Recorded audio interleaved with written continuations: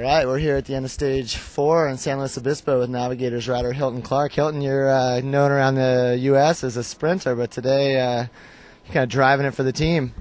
Yeah, we were under a bit of pressure with the attacks early on, and I was sitting just near the back, sort of saving myself for the later on the race, and Ed just said, you know, we need to all move up and just take care of the brakes at the start, and as soon as I just moved up, first go I was in the breakaway, so it's like, all right, I guess I'm doing the job in the breakaway today. Guess that's just the way the dice ended up, huh? Yeah. Can you talk a little bit about the break? It seemed like it was working pretty well together a couple times. User and Laurent kind of dicing it up for the KOM, but then it seemed as you guys were getting closer into town, maybe a little bit of cat and mouse kind of ensued, which as the gap was coming down.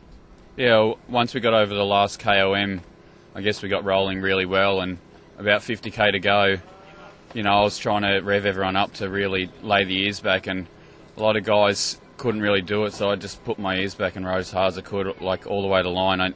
I knew maybe if I ruined the finish would start to lead teams GC if I made it, and I just tried to go as hard as I could, and I thought if I got a sniff, well, maybe no one could beat me, but we just couldn't quite make it.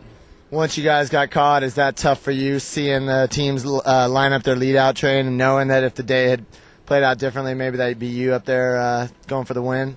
It's always, you know, it's always the way. You sit back when you're a sprinter and the brake goes and it doesn't come back, and then you go up the road and you get caught just near the end. But that's bike racing. You've got to make your own luck sometimes, and the team's in such a good position. I was happy to give the guys a break today and they could sit back and relax, so everything's going really well leading to the time trial. So I think Ben Day and Sergei Lagutna are in really good position in the top 10 to maybe get a podium or even rattle the top of the top position, so we'll see.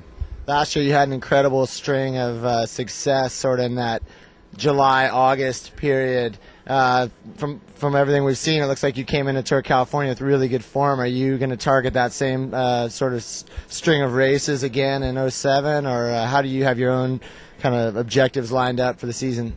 Yeah, well, after last year it was so successful for me, I think I'm still rolling sort of on a cloud. I had a really good start in Australia, almost pulled off the Nationals, but not quite.